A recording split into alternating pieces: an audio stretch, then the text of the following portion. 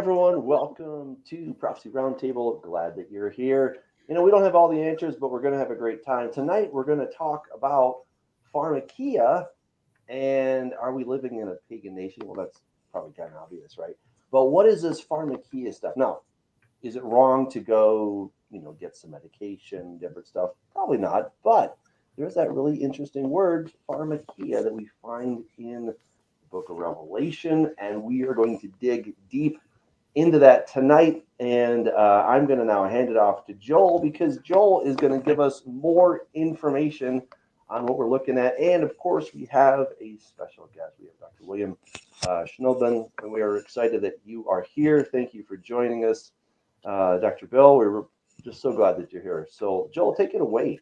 Thank you. First of all, I live near Minneapolis, Minnesota, and I live in Paganistan, Minnesota. Jan Markell did a show on this about 3 weeks ago, and I said, I need to get Bill on the show, okay? Because I've been trying to book him for 5 years to come up to the Twin Cities. He knows about our area. He knows about Llewellyn Publishing, which is a pagan publisher, and he knows about spiritual warfare. And so I was hoping that he would come on the show, bless us with his information, because he worked for the dark side a number of years ago. He works on God's side now. He's a Sabbath keeper. He's a great guy. He knows about naturopath medicines and things like that, and he will be a blessing too. So without further ado, Dr. Bill Schnoebelen. Shalom. Right. Hey, we're so glad to have you. Thank you. It's a pleasure to be here. Yeah. So tell us about yourself. Well, I have a varied background. Basically, I spent 16 years in the occult and witchcraft. Before that, I was studying to be a Catholic priest. That's a whole story in itself. But anyway, I got involved in witchcraft and kind of trying to make this somewhat short. I kept getting deeper into it because I try to explain to people that magic is like a drug because it's the pursuit of power. And the more of it you get, the more of it you want. And so it's like, they talk in addictions about tolerance and the idea that you need to keep taking more of whatever, booze, heroin, whatever it might be, to get the same, effect. And that's true of magic as well. So I had to keep getting darker and darker. I got involved with the Church of Satan. I got involved with Freemasonry to a very high degree. And because I was advised to become a Freemason by the Grand Master Druid of North America, who should have known because he himself was a 33rd degree Mason. So anyway, I was in all these different weird esoteric groups. And again, to kind of truncate this, because I wrote a whole 350-page book about my testimony. It's called Lucifer Dethroned. But what happened was I'd gotten very deep into the dark, hardcore satanic stuff. And one day I got a check back from the bank because I was sending my dues every year to the Church of Satan. And the lady from the bank there in San Francisco had written on the check, "I'll be praying for you in Jesus' name." And of course, I was so arrogant at that point, I just laughed at it and put the thing in the file and forgot about it. But literally, within a couple of days, it's like a spiritual Mack truck ran over me. I was just totally flattened. I was sick as a dog. I lost all my occult powers. And let me tell you, occult power is real. It's just that it comes from the demonic. It doesn't come from within yourself or your spirit guide or all these airy, fairy, fluffy things that they try to tell you in the New Age movement. But anyway, it was all taken from me. And I know now it was done by the Ruach HaKodesh, the Holy Spirit. But back then I was totally bewildered. And I'd lost my job. I mean, my whole life just went into the dumpster. And I went up, we had a painted black chapel up in our attic with the statue of Pan and pentagrams and all this stuff. And I knelt before the altar to Lucifer and I cried out and I said, "Give me a sign. I mean, I've sold my soul to the devil. I've done all the things you've told me and look what happened, And the amazing thing is that even though I was praying to Lucifer, the Almighty came along and answered my prayer. And literally within a day, these two teenage girls from Chicago. At this time, I was living in Milwaukee.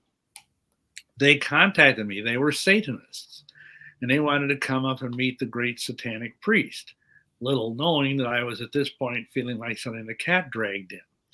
So they come up and they said, we want to give you something. It's like a present. And what they gave me were 2 Chick comic books, Jack Chick. I'm sure you all know about those. Angel of Light and Spellbound.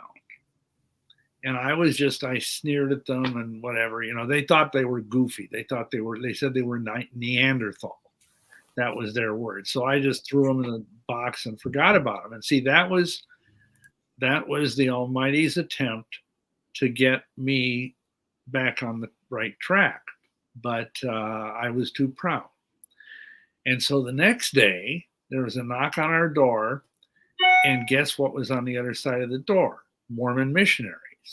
Now, mind you, this Grandmaster Druid fellow, 6 years earlier, when we were training under him, he told us that if we ever got into deep trouble or spiritual anguish or whatever, we should join the Mormon Church, because the Mormon Church was started by witches for witches, as a place where, we could go and hang out and appear to be, good old white picket fence, all-American Christian family, but still believe almost all the stuff that witches believe. And if you know anything about Mormon theology, there's a lot of truth in that.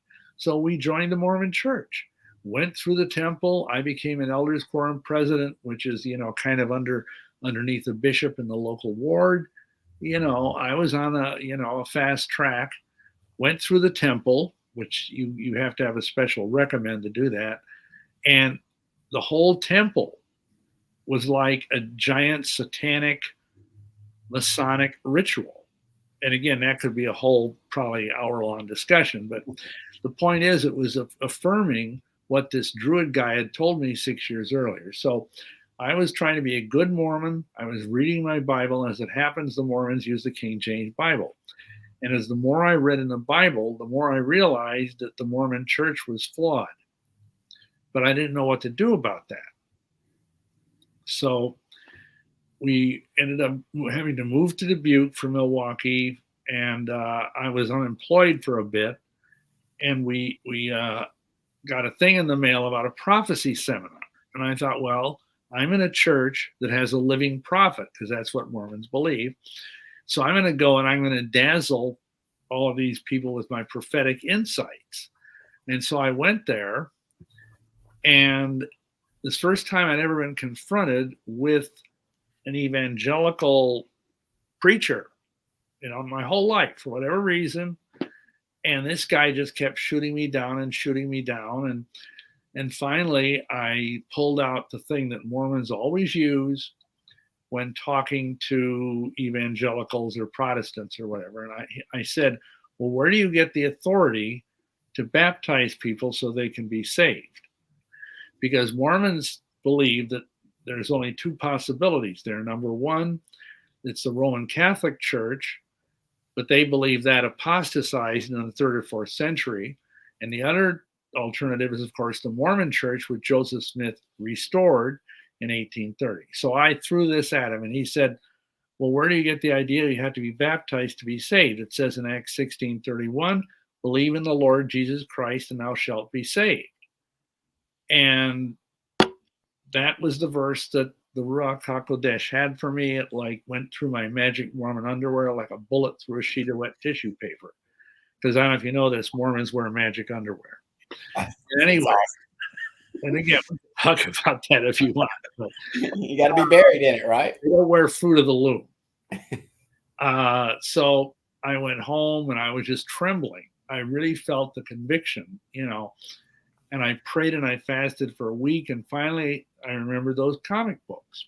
And I thought, well, I've tried every other godforsaken thing in the world, almost literally. I'll try this. So I took out the comics and I run the back page of this thing, the 4 spiritual laws. I knelt at the foot of my bed and I took off my magic underwear because I didn't want any static on the line when I was praying to heaven. And I prayed the prayer and I got born again. Hallelujah. So that's the short version of my story. And a couple of years later, I got called into the ministry in the realm of mostly apologetics. At first, I worked for 5 years with Ed Decker, who wrote the Godmakers book. And probably maybe you've heard of that. And was mainly working trying to either evangelize Mormons or Freemasons. And then we started our own ministry with One Accord Church Ministries because we were broadening out and also dealing with helping people that are in the occult and things like that. So our website is withoneaccord.org. I've written 8 books and got dozens of DVDs and tons of free material. I think I sent Joel a couple of links to some of our resources. We have lots of articles people can read on that line. Of course, we have a YouTube channel. So that's the short version. Okay, thank you, Bill. Yeah. And then, so we have a problem with Ephesians 6, where it talks about putting on the armor of God and going out and fighting and things like that. But you claim that you need more than just that you need the Old Testament too. You need the Tanakh.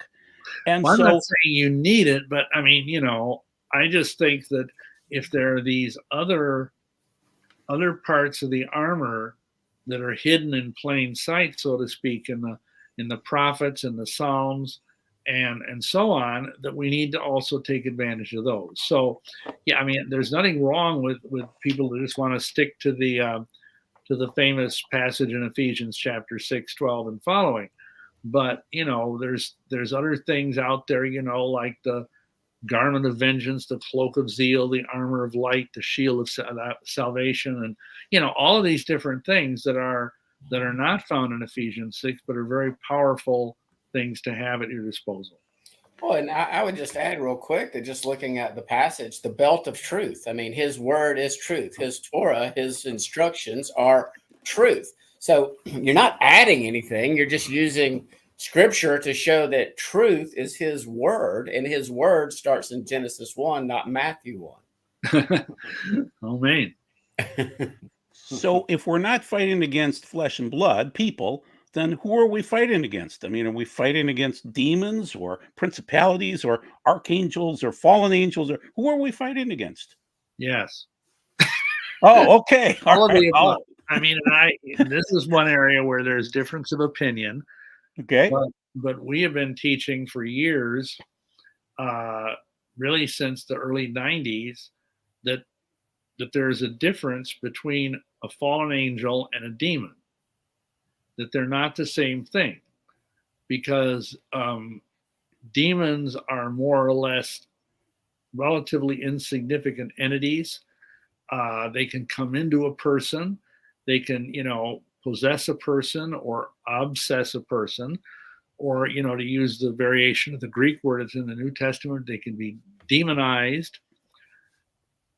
But you can't really have a fallen angel come into you and possess you. That's a higher order of evil magnitude, if you will. Bill, can I ask you a question? Sure. Because it says specifically that Satan entered Judas.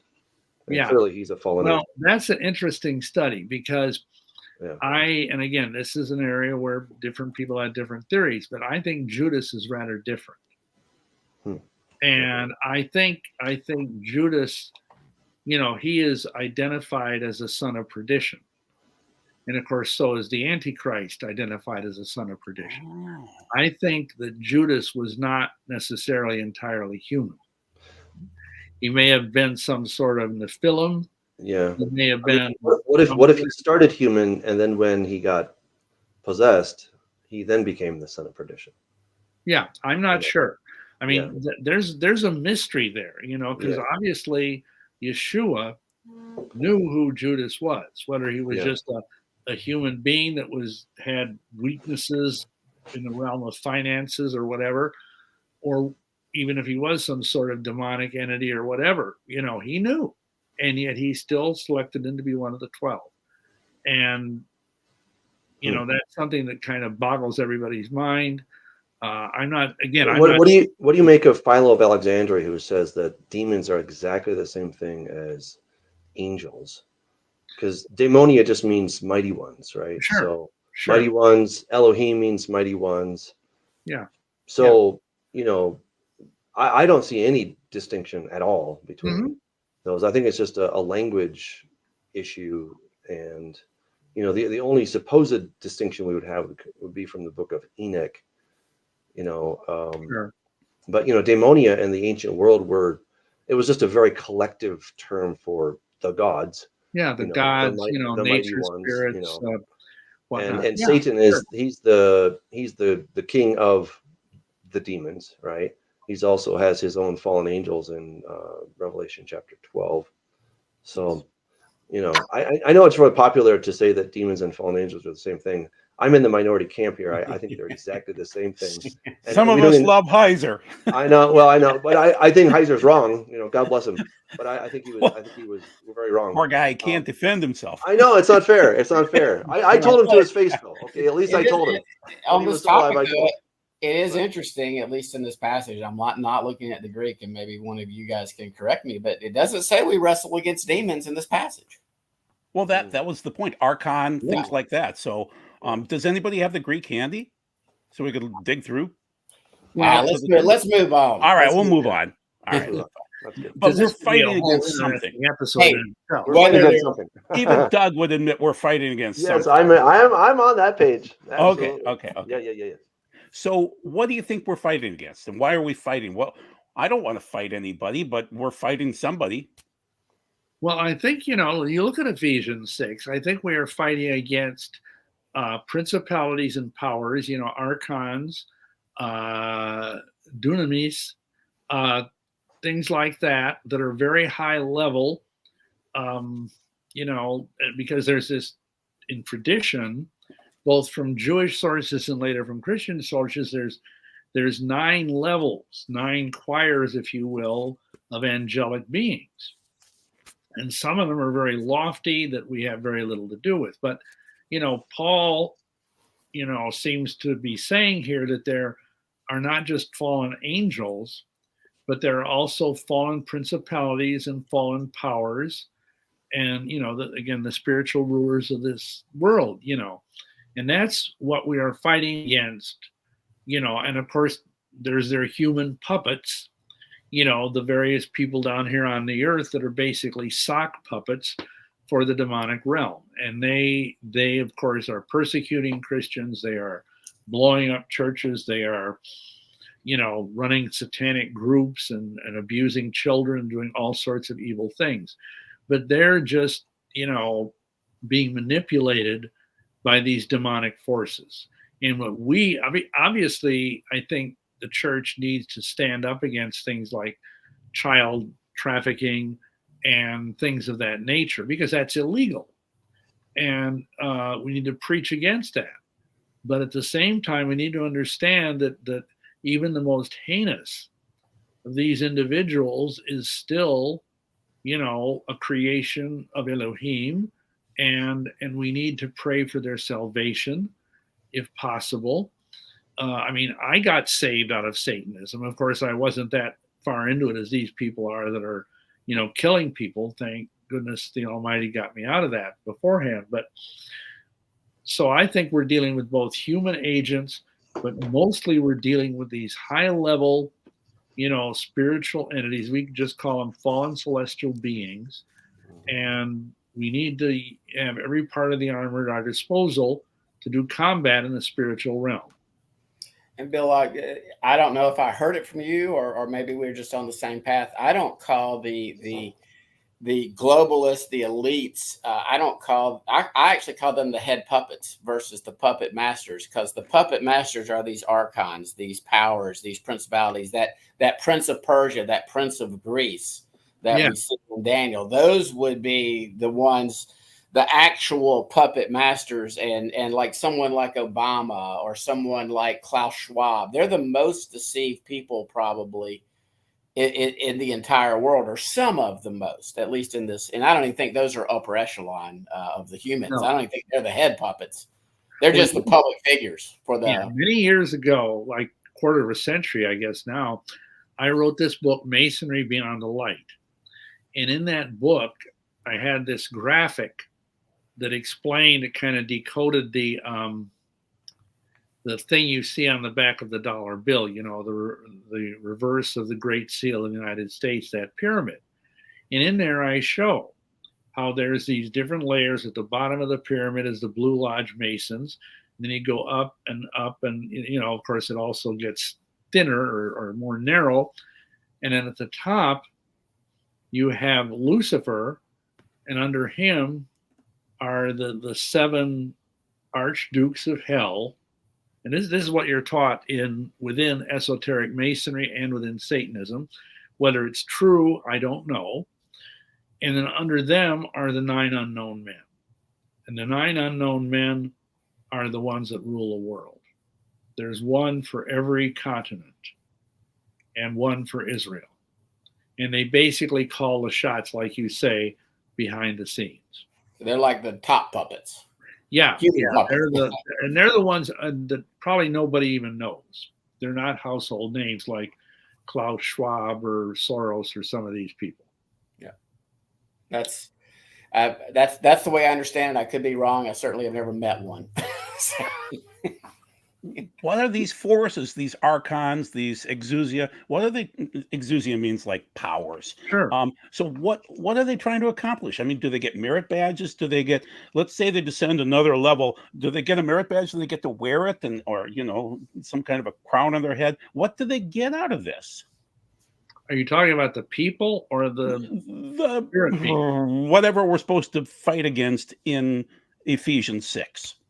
Well, you've got to realize that both in the soul, and I'm not saying I know everything about this, but in my experience, you've got both in the physical realm of Satanism and Illuminism and these high level things like that, and also in the spiritual part of it, the dark forces.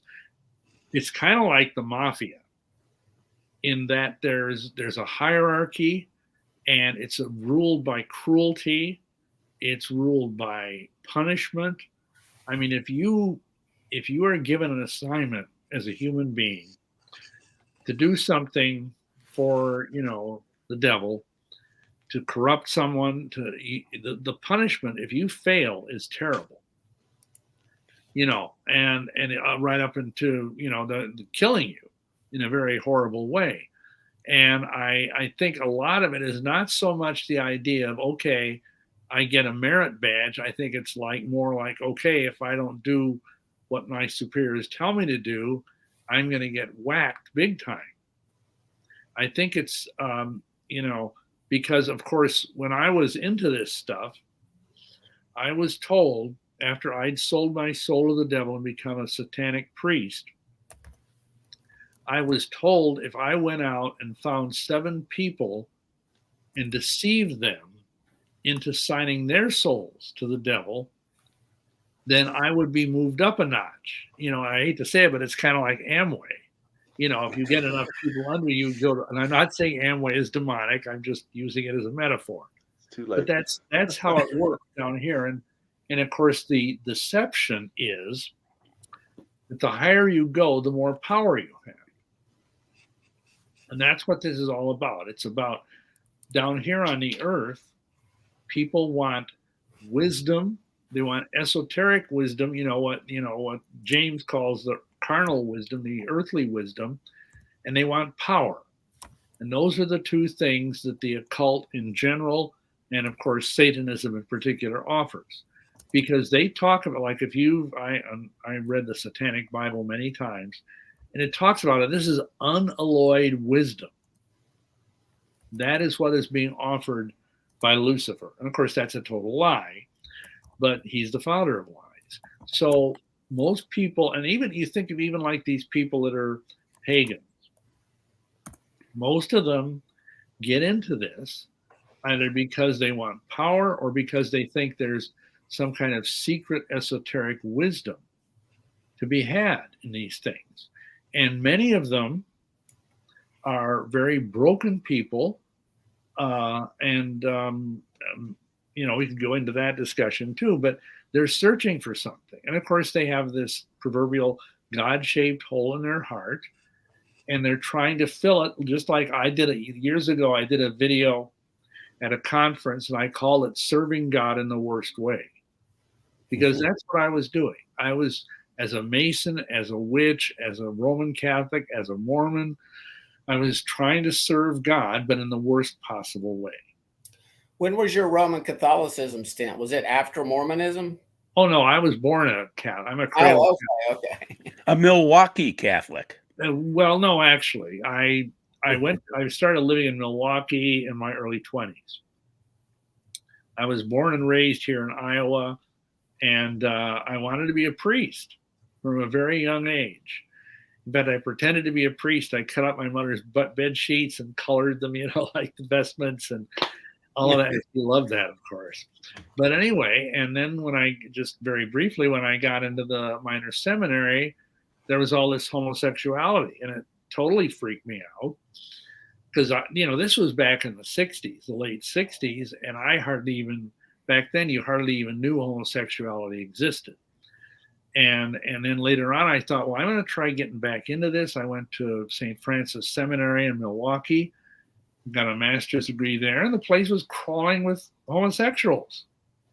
I mean, I don't think there was anybody there that wasn't a queer, and including the Archbishop. So it totally blew me away, and that was part of the reason why I ended up joining the Mormon Church.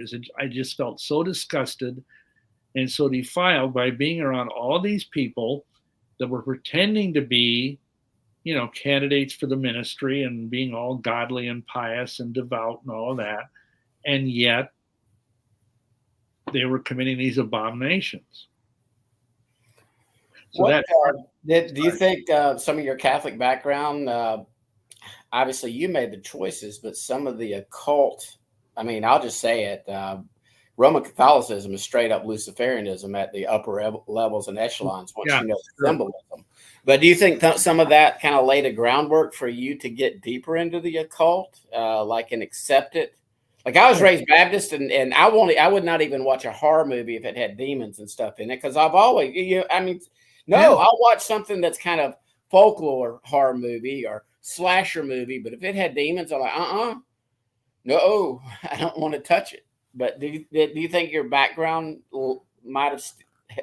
Oh yeah, and I tell people, like in Milwaukee, we had a couple hundred people over the years that joined our covens, and because you only have 13 people in a coven, so we had many covens all up and down the west coast of Lake Michigan, and almost, I'd say 7/8 of those people were Catholics. They were disaffected Catholics, but I think you're right. I think there is something in the Vatican, and that's we can probably do a whole show on that. We have a DVD called Catholicism, the Church on Haunted Hill, where I go into a great amount of detail about the occult elements within the Catholic Church, and the fact that the Vatican itself is built on a cursed place that used to be used for divination. It was like a shopping mall of fortune tellers before the Vatican. It was called, the Vatican Hill before even they started building Christian churches there. So yeah, the Catholic Church is a great petri dish for the occult. Questions, or should I continue? Okay, so let's pretend we're in the end of days at some point in time. And it seems like it. I mean, the news has not been great lately. Israel just launched some attacks against not Syria, but Damascus, which is Isaiah 17:1. So we know about the end times. We study Revelation. We study prophecy here, obviously. Do the people on the dark side understand that there's going to be this fight between Satan and God during the end times? Do they know anything about prophecy? Do they study it? Do they have any idea of when? Well, to the last part, no. But everything else, yes. I mean, the devil knows the Bible better than any human being. And he teaches his minions what they need to know, but he doesn't teach them enough that they start figuring out that they're on the losing side. Oh, that's why. Okay. I knew enough to be dangerous. I mean, having been raised in the Catholic Church, gone to parochial school, attended Mass every day, you know, all this stuff, you know, I don't know if any of you have a Catholic background, but, you know, it's very immersive. And you get, you know, mainly you get gospel stories every day. Otherwise, I had never read the Bible. In fact, I was regarded as weird because my folks took me to see in the theater, that's an experience, by the way, to see the 10 Commandments in the theater. And, you know, I was like 8 years old. And it's just like, you know, I thought it was so awesome. And, you know, it is an awesome movie, but especially in the theater when you're a child. And when we got home, I said, I want a Bible. And my father looked at me like I, you know, was nuts. And he said, you're only 7 years old. You can't understand the Bible. I said, come on, get me. So he bought me a Monsignor Knox Confraternity of Christian Doctrine Bible, which was Catholic Bible. And I started reading the Bible. And eventually the priest, because I was also an altar boy at the time, he said, you shouldn't be reading the Bible because it's full of stuff you don't understand. And you need to have the Holy Mother of the Church interpret it for you. And so that was the end of that.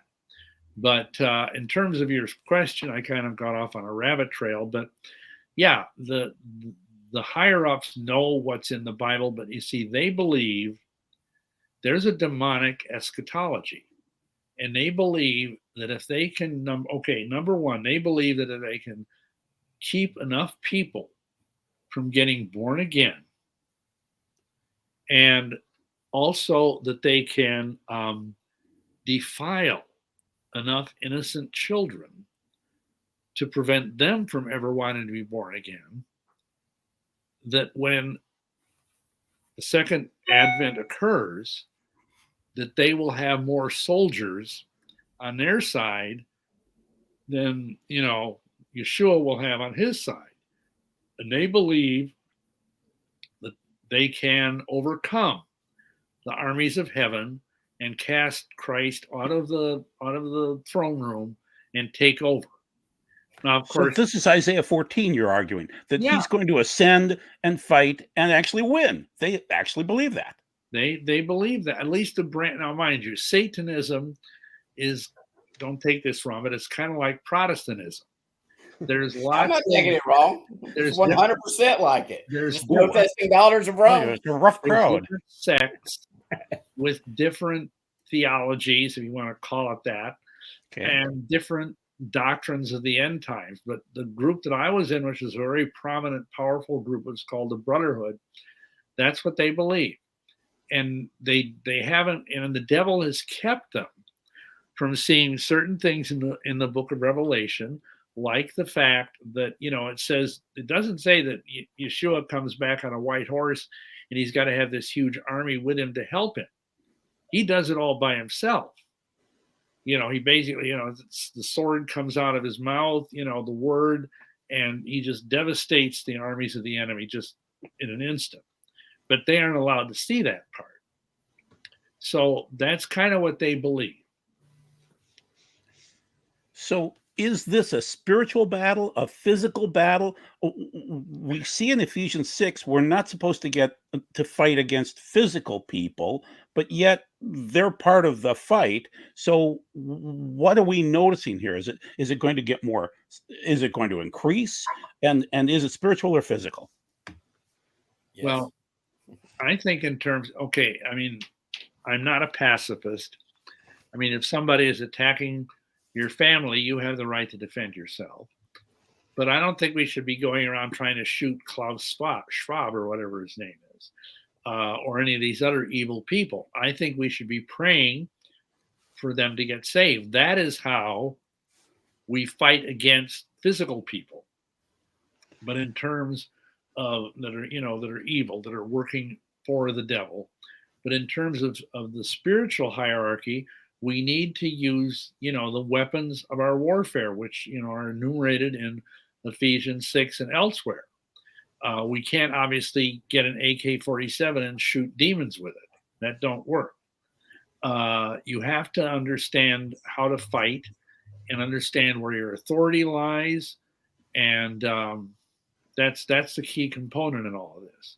And I think, yeah, we need to use, we like on our website, we have literally dozens of sample prayers for different kind of, like, for example, we just are literally right over the hump, so to speak, of Beltane, a major witch / satanic holiday. We're still in the orb of that, and we're feeling the heat from that.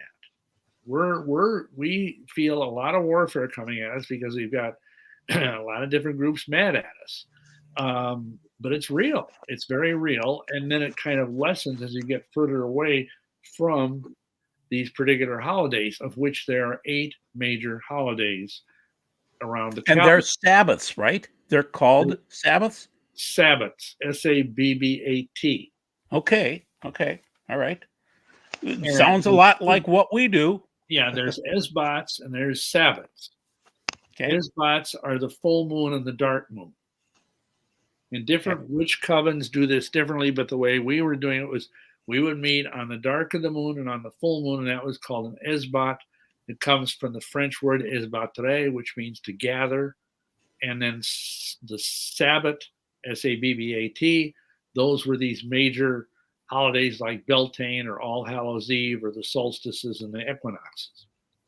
So, and a lot of those, some of those align with some of the Roman Catholic made up holy days as well, do they not? Well, yeah. And, of course, plus there's even a certain continuity with the Moedim of Torah, like right. the fall feasts kind of coincide with the harvest home feast, which is on the fall equinox. And of course, Passover is tied into the moon, the whole thing of the moon and sighting of the moon and all of that. So there, you can. The enemy loves to take a truth and twist it. Well, yeah, and he's a copycat because he can't come up with anything original. So, even like in Satanism, he basically copies the Roman Catholic Mass and then blasphemes it. That's the idea of the Black Mass, as it's called, or the Satanic Mass. And what's strange is the Mass itself is just evil. They're taking Yeshua, and they're killing him daily around the world, and he always is pictured on a cross. Or in the goddess's arms, Venus, Ishtar. I mean, so I guess I don't look at the Catholic Mass as any better than maybe the Black Mass. One's just more blatant and blasphemous, and the other people. And I'm not saying that Catholics know this, but that is pure. The Catholic Mass is straight from hell. Yeah, I mean, no doubt about it. Why do you say that, Scott? I mean, that's a really. They killed Jesus daily, dude. It was once and for all, one time. Sort of like Goat Boy has Jesus up there killing goats for us daily. The Catholics have Jesus being killed by a Roman Catholic priest every day on an altar, in which our Savior's body literally becomes that little wafer. It's completely mysticism. It's witchcraft. It's pure evil. He's arguing something called transubstantiation. Exactly. There's nothing in Scripture that says kill Jesus daily in a wafer and eat him. Well, let me just say this. I mean, as someone who has a master's degree from a Catholic seminary, that's not really what the idea of transubstantiation is. They would call it a bloodless sacrifice. I agree that it's grossly wrong, but I mean, obviously millions of devout Catholic people believe in it, and there's a lot of piety involved in it, which can be wrong, but they don't believe that the priest is up there killing Jesus. Well, and I'm not saying that the deceived Catholics, the lay people, are not even saved. I'm not saying that they're not going to be in the kingdom. But this ritual they take place in is very dark. Yeah, it certainly can. Yeah, but I mean, to be fair, Jesus said, "Do this in remembrance of me," right? Okay.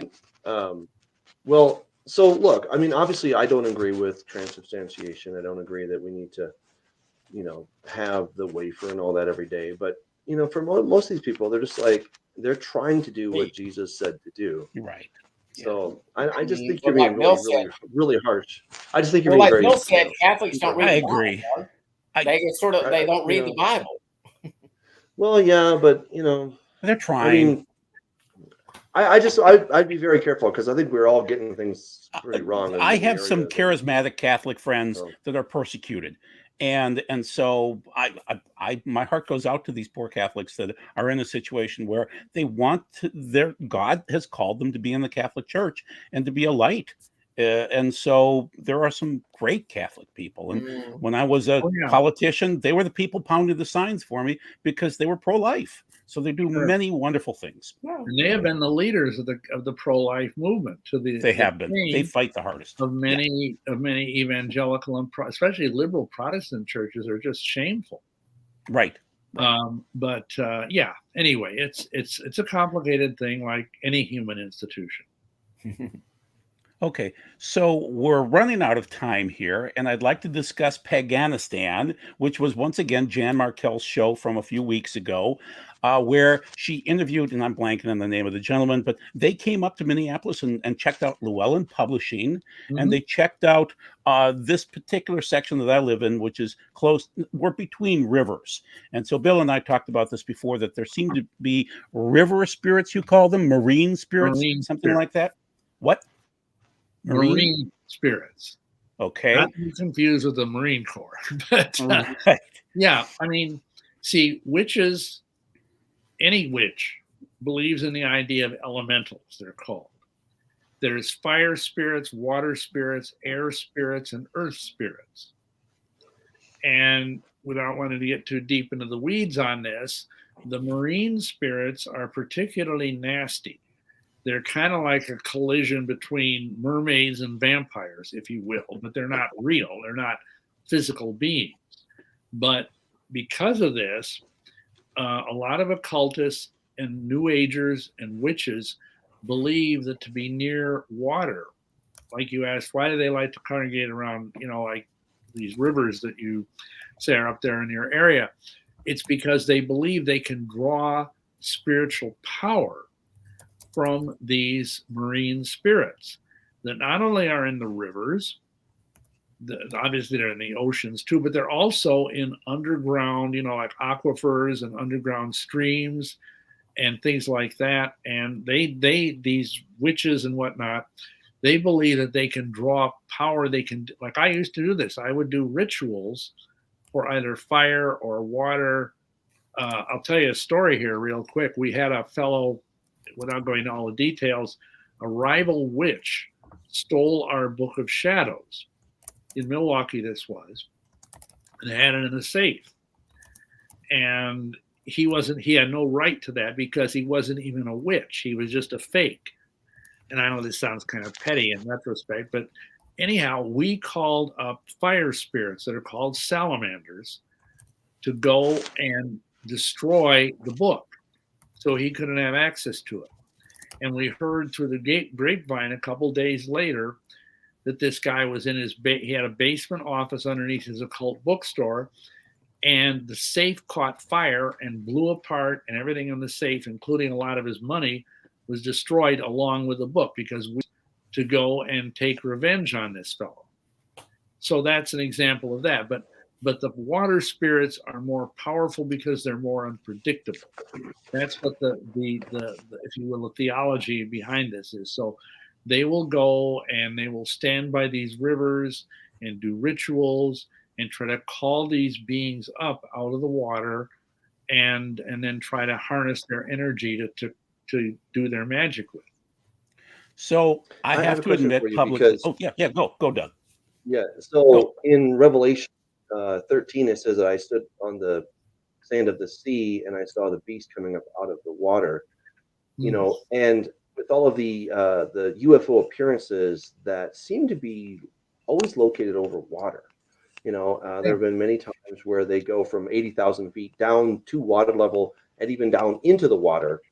And it's not even a splash. There's lots of testimonies to this by U.S. military personnel. And it seems to be that they are living in the oceans of some form, or I don't know how they do that, but that seems to be where they kind of hang out. A number of ufologists have noted that the oceans seem to be where these non-material kind of beings are hanging out. So do you see a correlation between what you've experienced in the satanic realm, the Satanism, and the UFOs? Oh yeah, absolutely. I mean, it's and of course, the larger the body of water, like you're talking about, and I'm pretty familiar with the whole UFO thing. I've been studying it for 50 years. They'll go into the ocean, they'll come out of the ocean, and they'll also drain lakes. Like we had when I was living out in Seattle working with Ed Decker, there was a lake up in the Cascade Mountains that people saw this quote unquote flying saucer over it, and the next morning the lake was dry. Stuff like that. That's not that uncommon. And that's because they understand the occult power behind water.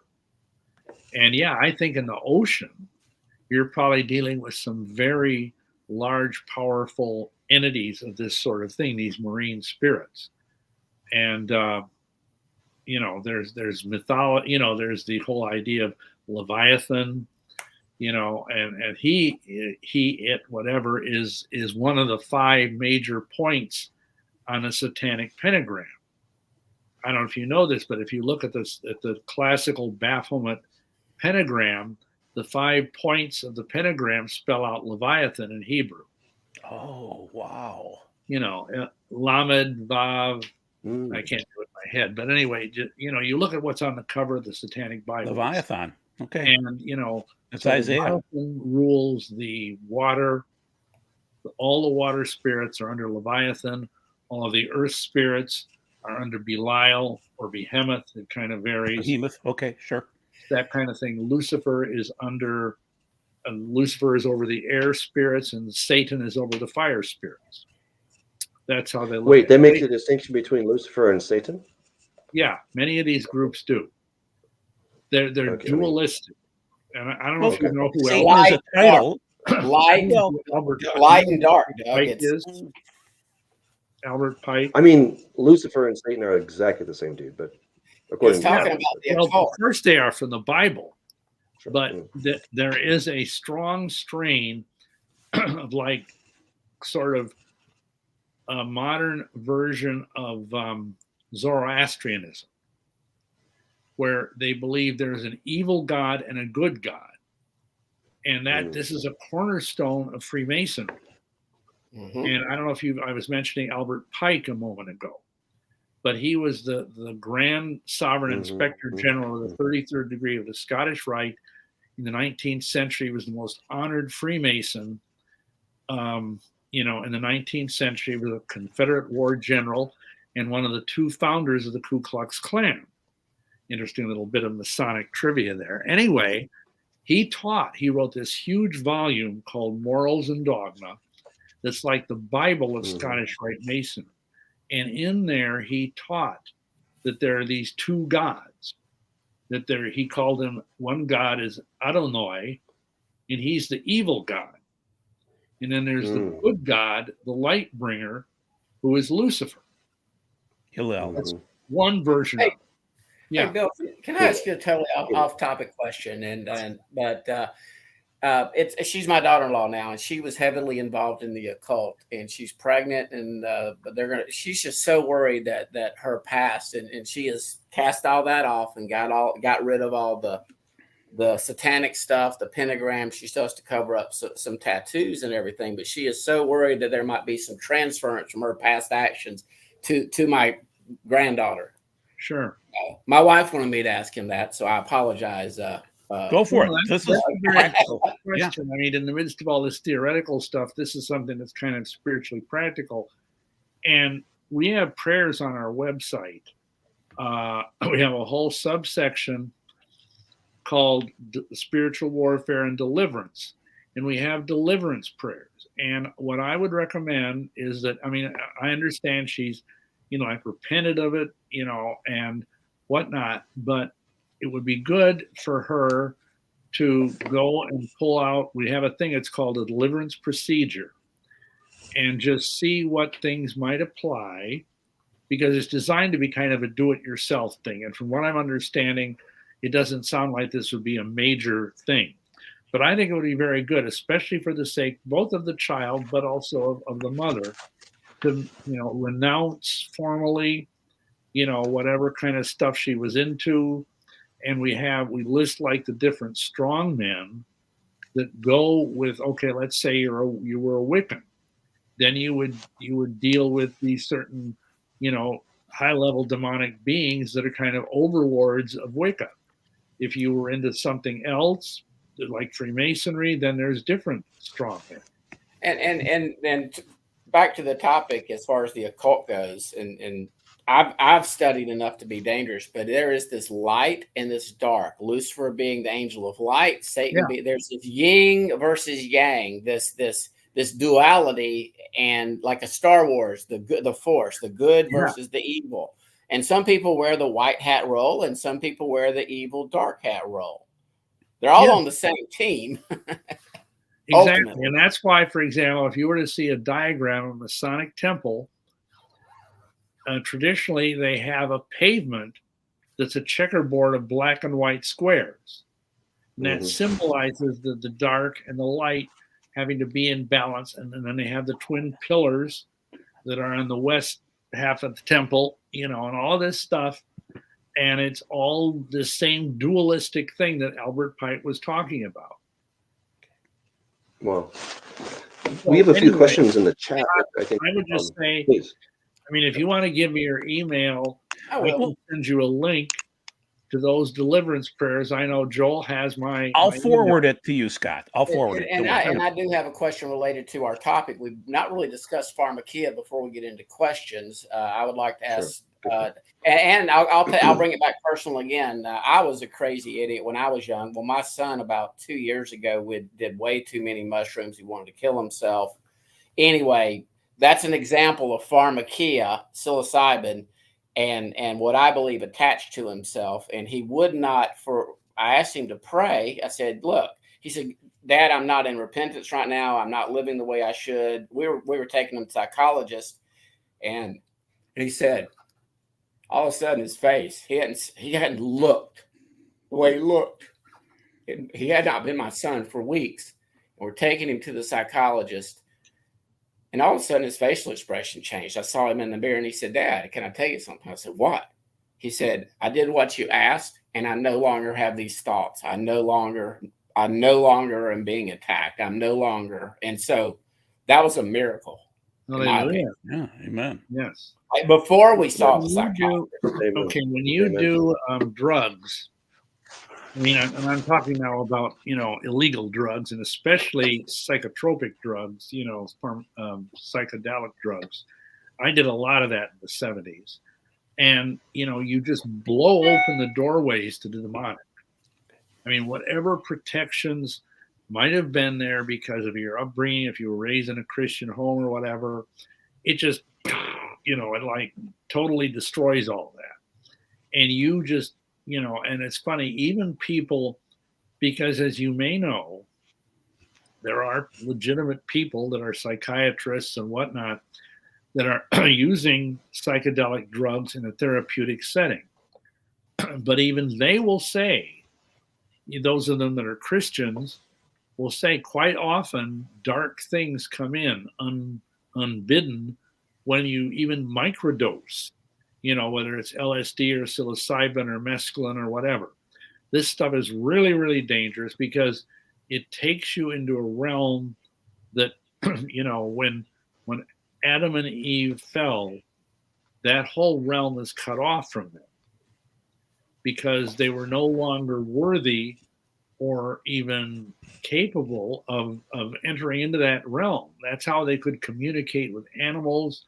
And that's why when, Eve saw this serpent start talking to her, she didn't go eek, like this is a weird thing, because they could communicate with the animal kingdom before, because it says Adam went and named all the animals.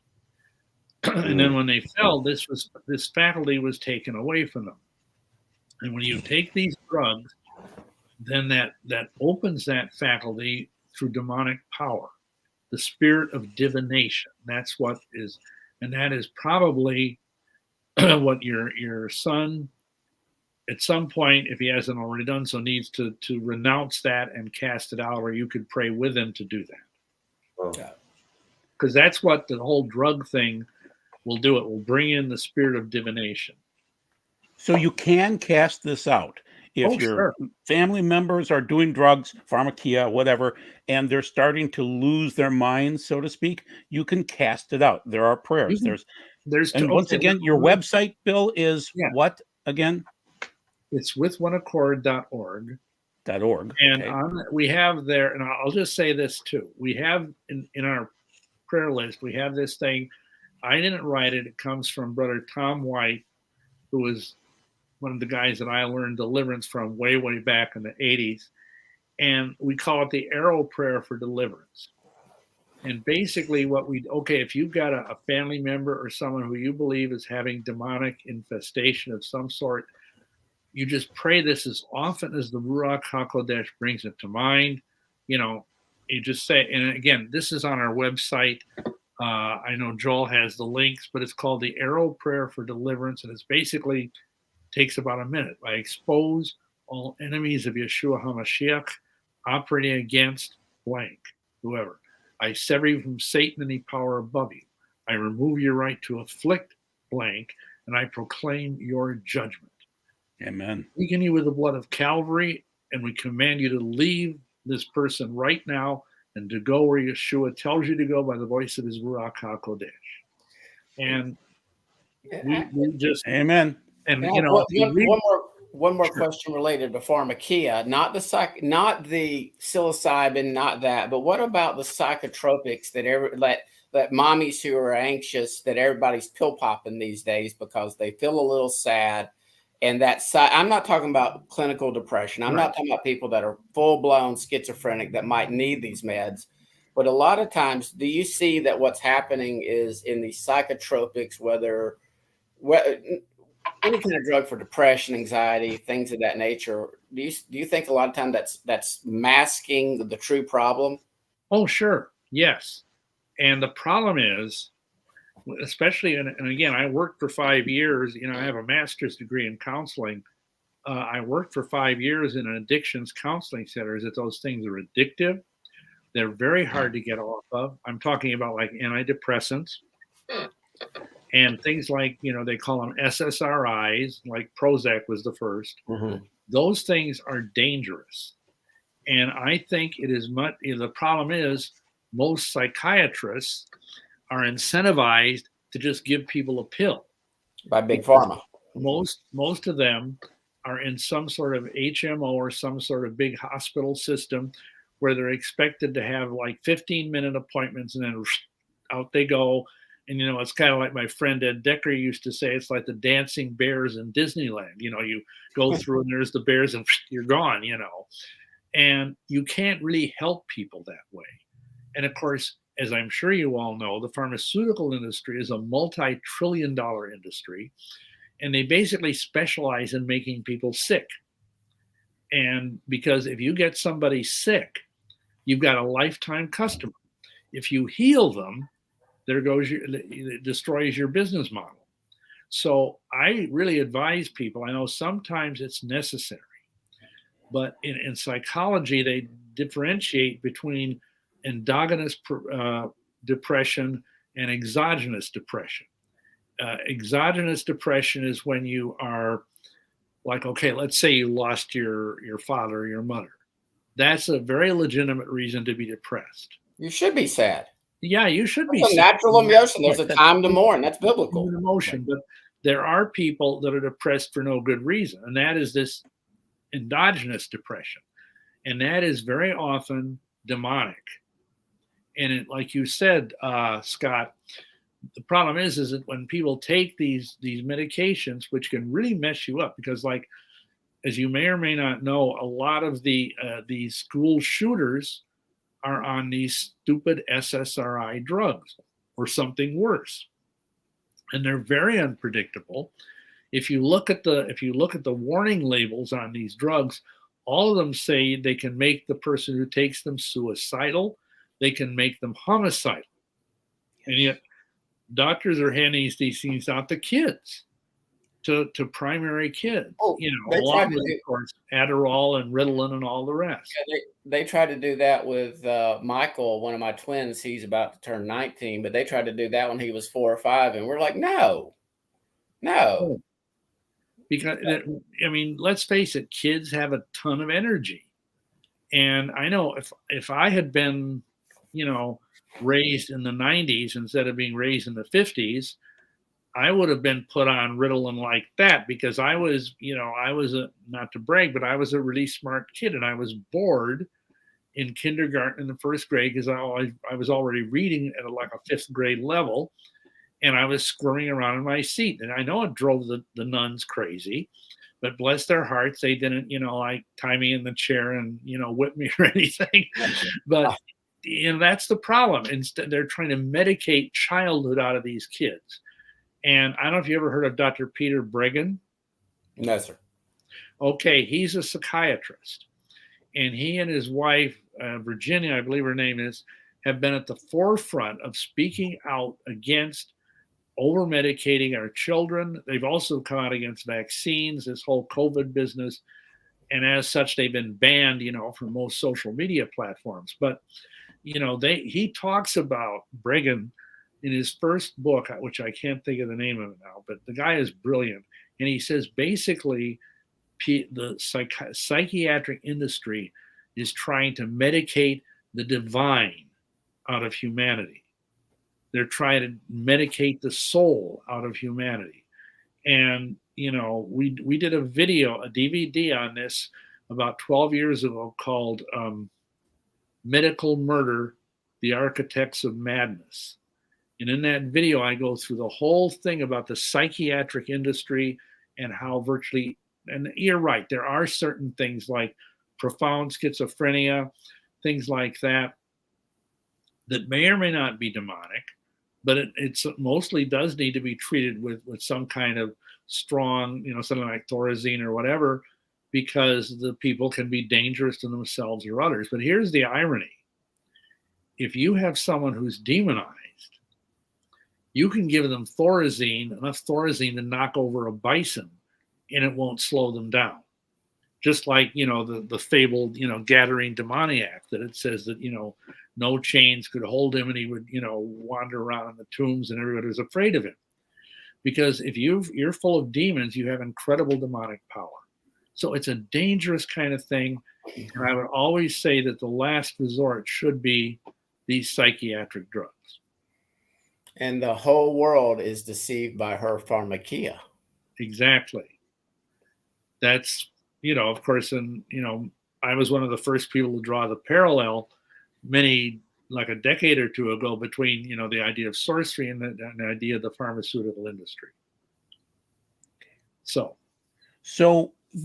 we're competing against archons, these powers, these creatures, whatever they are, spiritual. And it seems like, Bill, you told me this week that they're entrenched. They dig in, like Llewellyn Publishing in my area here. They have people all over the place. They're entrenched. They are praying against us, and we need to be in the fight against them. The problem is, spiritual warfare is the big thing in Minneapolis. The Christians that I know, it's a big thing in terms of the problem, but in terms of the answer, which is prayer and spiritual warfare, not so much. So what do we do? Pray. Okay. I mean, that sounds simplistic, but, we talk on a lot of our YouTube videos about the idea of tactical warfare prayer.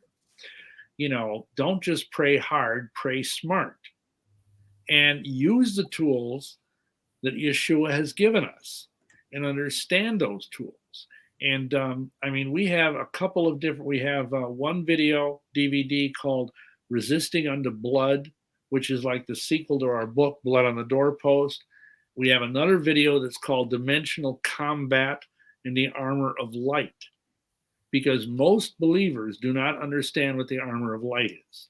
It is one of the most powerful things we can possibly use in terms of being able to be strengthened and fortified and anointed to go into the spiritual realms and do combat against these dark forces. But the problem is, as you kind of indicated, is that most Christians don't want to do this. Right. They have this worldview that they kind of live in Mr. Rogers' neighborhood. Sure. And that everything is all hunky-dory, and that they don't realize, and I mean, I'm not trying to sound crazy or anything, but frankly, there's a lot of people out there in Mr. Rogers' neighborhood that are devil worshipers, that are, they don't walk around in black capes with tattoos with pentagrams on their forehead. They could be lawyers or doctors or any other respectable kind of person, but they worship the devil. And they are working to destroy the Christian church. That is their mission. And if they can do that, and I think I told you, Joel, when we were on the phone yesterday, that I was given, when I was a Satanist, I was given the job of infiltrating Stuart Briscoe's church in Brookfield, Wisconsin. Big, powerful church. I don't think it was a mega church at that time, but anyway, and I was supposed to go in there. I was given false tongues so I could appear to be a spirit-filled Christian, and it was demonic. And I was going to get in there, and then after ingratiating myself to the people in the church, I would turn around and I would accuse the pastor of making a pass at me and being a homosexual, which would, of course, ruin him. And fortunately, the Ruach HaKodesh reached in there, and through the events I chronicled earlier, got me away from that and got me knocked on my back and ultimately saved.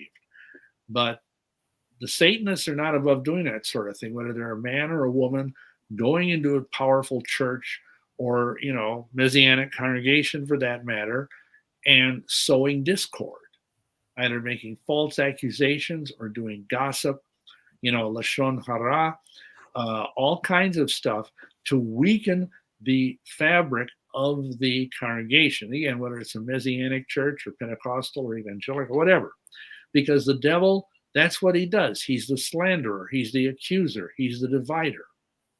That's what diabolos means.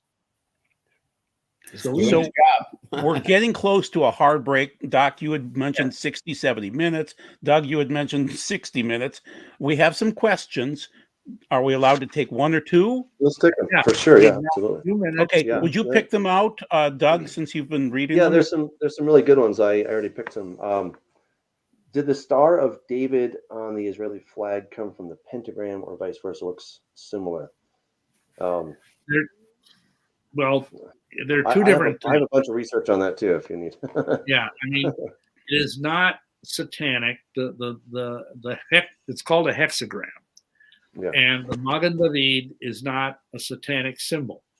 The pentagram is a satanic symbol, especially if it's inverted. But if you look in, like I used to have all these high-level occult books and whatnot, and you would if you had a six-pointed star, you would always be inside of a circle. Okay, and you don't see that on the Israeli flag. You just see the six-pointed star. And, since I became, Torah followers and all of that, I know a lot of people will say, well, it's the idea of the paleo version of the letter Daled, which is a triangle interlaced, because David's name is, Daled wa Dalet. And no, I don't think it's the same thing by any stretch of the imagination. See, 5 is the number of death. Oh, that's it. Thank you. I was going to ask you that. So you covered it. Okay. That's very cool. And just so people know, if you look at Acts chapter 7, and it says that, you had the Star of Remphan, that is a terrible transliteration. It completely got messed up. It's from, from Micah or Malachi. I forget which one. But basically, they it's I have it in my book, Corrupting Image Farm too. I go into star. Sorry, the 8-pointed star is an occultic symbol. The 8-pointed star. Yes, The that's star different. Yeah. of Ninurta, Nimrod, Ashtoreth. So that's what they were talking about, and not something to do with the Jewish Magen David, which is the the shield. So I think this is a great question. Why is the use of blood on magic rituals? So this could be a whole show right here. That's Come back, Dr. Bill. Well, yeah, I think I'll just do this one and then we'll call it a day. But we can do this again. But what I was starting to say is, like it says in Leviticus, the blood is the life, and all people that are magicians, particularly black magicians, Satanists, and so on, they believe that if you shed blood, you can get energy from that blood, and they believe that if you kill someone, that's a real huge amount of magical energy that you can channel to use to send curses. And they also believe that the younger the person is when you kill them, the more power there is. Because, like say a 5-year-old child with 60 or 70 years of life ahead of them minimally. And by killing them, you're getting all those years. And they believe they can extend their life by killing children, by sexually violating children, by drinking their blood. They charge the energy. What's in it for the demon or whatever the spiritual entity is? What's in it for them? Power. See, power. Okay. So this suggests that they have a lack of power. Matthew 28, Yeshua says, "All power on heaven and earth is given unto me." The devil has no power except what we choose to give him. Fallen people, whether it's Christians who are struggling or whether it's Satanists that are openly doing evil things. And I think what happens is that when there's these, like, for example, abortion. Abortion is obviously killing the youngest possible human being. That is a huge amount of energy for the demons. They love that. That's why the demons are fighting so hard to try and keep abortion legal. And it's, of course, it's Moloch worship. But so the reason for the blood is it gives the demons power, and ultimately, again, it's like the top of a pyramid. It gives Satan power. Would you say the alphabet soup nonsense is also some way that the demons are trying to control people and getting little boys to think they're little girls and vice versa? Oh, sure. That's a perverse spirit. It's a spirit of confusion, and it's a direct affront to the divine order that we find in the Bible. That obviously Elohim put into our very DNA, that I was born a man, someone else is born a woman, and that's not like he makes mistakes. But yeah, that's demonic. That's why so many of these people you see that are supposedly trans or whatever, they have this dark, soulless look in their eye, and they're so miserable and so depressed, unless, of course, they come to Messiah. Yeah. Wow. We'd love to have you back, Bill. So we can work on that, I'm sure. Okay. Yeah. Good. And people, I'm sure you enjoyed it too. So hopefully we'll hear some comments about inviting him back. So, Doug, if you want to finish it out.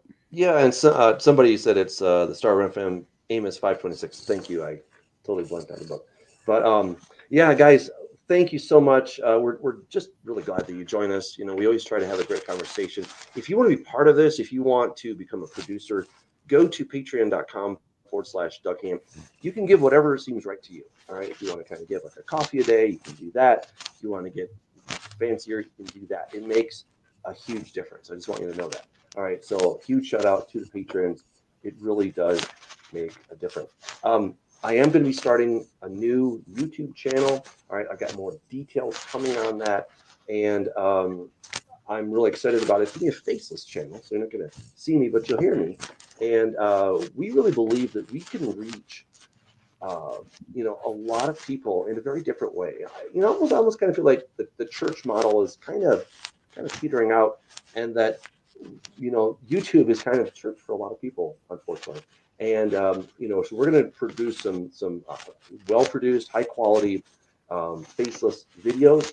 Our first video is going to be Nimrod. I think you guys will love it. We're going to have another video about Satan. So some of the topics that we talk about here, we're going to have on that channel, plus, some of the things to encourage you. So I will be letting you know as it comes out where you can get that. So expect that next week I'll be giving you guys the link, and I do hope that you will join us on that. So thank you so much, Dr. Bill. Thank you once again, everyone. God bless you guys, and have a good